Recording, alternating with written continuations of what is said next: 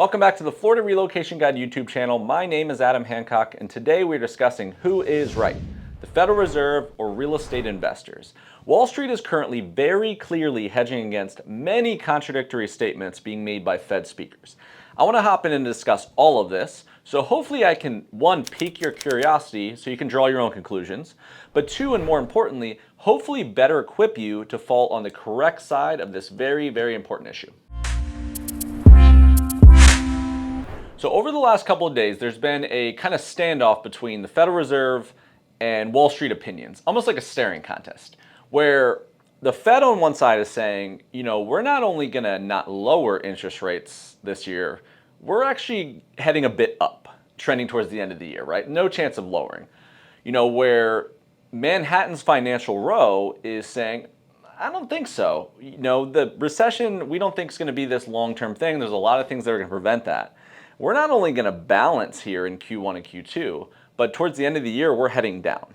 So therein lies the importance of, being on the right side of this or whatever the outcome may be, mortgage rates, affordability, especially regular folks like us, what's going to happen, and then what are the risks if you guess wrong?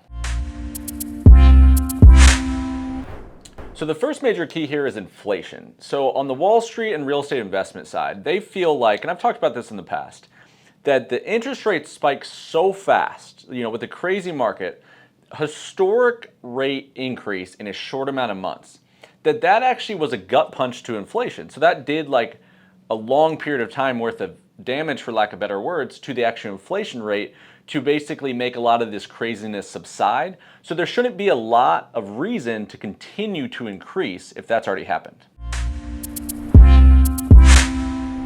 So then it starts to get really interesting because the Fed said that one of the main reasons they don't think they're going to lower interest rates is because the job market's so strong. In essence, wage rate, like higher wages being a very big indicator of what happens with inflation. So because there is more open jobs and a need for employees than the available employees in their mind, right, i.e. unemployment rate, then employers have to compete. They have to incentivize these folks. They have to pay them more money. Well, if it costs more money to have employees at your company, then inevitably the cost of it, whether that's a physical product or the service, is more expensive because your margin's lower. That's passed on to the customer, and there's more expensive products and services in the economy, i.e. the inflation rate stays higher. Now, if you've been following, say at the very least you've been following just what's been happening on LinkedIn, with all these mass layoffs and hysteria, especially at tech companies, well, Wall Street's staring in the face at that and saying, strong job market, not believing that's necessarily the case.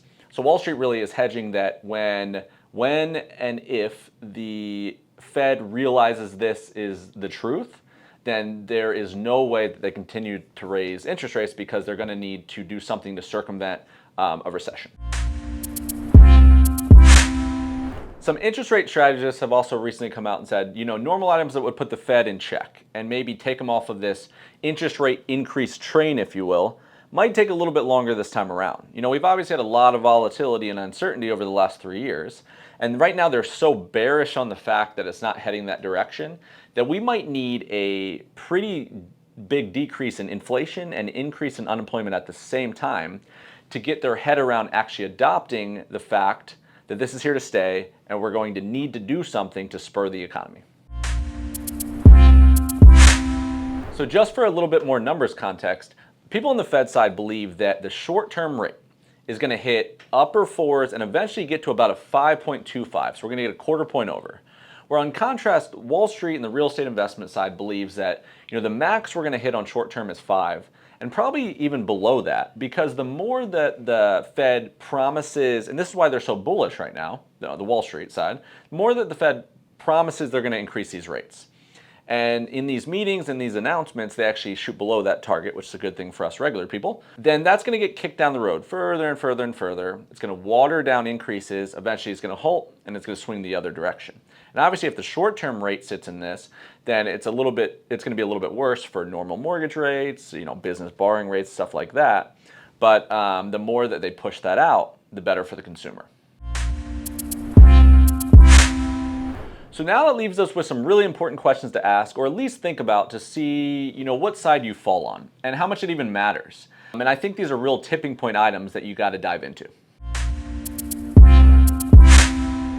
So what would the Fed really need to see to get some clarity around halting interest rates or even decreasing? One of the things in the past where the housing market, the supply and demand relationship kind of scared the Fed and said, oh, we need to do something here, was a ton of inventory just sitting, right? But that was caused by foreclosures. That was caused by builders, and a lot more builders at the time, recklessly pushing inventory into a market that did not coincide with real demand.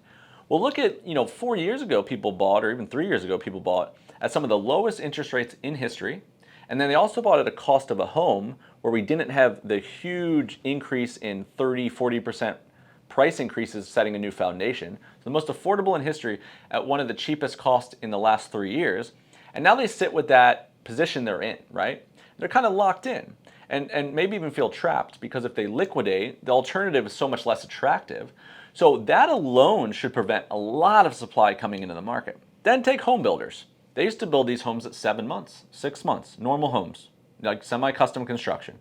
These same homes are taking 17 to 24 months to complete, which is becoming a big logistical nightmare. So that long build time, and then people have been burnt out from the last couple of years and the demand and all this kind of stuff. They're trying to incentivize buyers, so there's less demand on top of really long build times, which are making people be like, should I just buy a resale? There's not inventory for resales. So will that stop new construction builders from pushing too much inventory into the market eventually? Thirdly, short sales and foreclosures, which is a big, big thing in most of the recent recessions. They're doing a lot to prevent people from having to cut and run with short sales and definitely get to foreclosure land. And one of the big things is where the hell would you go? I mean, rent's so out of control, especially in like Florida and Texas and these areas where all the demand jumped into, that if you lose that house, like, the alternative is pretty grim. So they're trying to give people ways to stay in these homes and not ruin them. So all of this should potentially be able to check the supply-demand relationship, which will make it look like it's still maybe more of a seller's market than a buyer's market, which shouldn't necessarily help an interest rate decrease. Another thing is all these job layoffs. How much of this is actually going to stick? This has a huge impact, obviously, on wage distribution. This has an impact on inflation as a direct correlation to that. But how much of this was P&L posturing, balance sheet posturing related to uncertainty and volatility of a direction that we might not head in? If we don't head back in this direction, how much of this was related to temporary fear? And will these positions come back? Was this demand actually needed? Or was this a cleansing exercise of bloated corporations? Are we heading for more layoffs than that? And are we going to take this unemployment rate even higher than this? Will real estate investors be historically correct on their current forecast that they think inflation's heading all the way down to like 2%? Or will it settle at 3.1 or 3.5 or somewhere in between? Also, consumer spending is a big thing here. They're saying that, especially on the retail side, consumers are spending like 11, 12 months in a row way down overall on their average spending habits. And that coincides with purchasing homes is down, home pricing is down.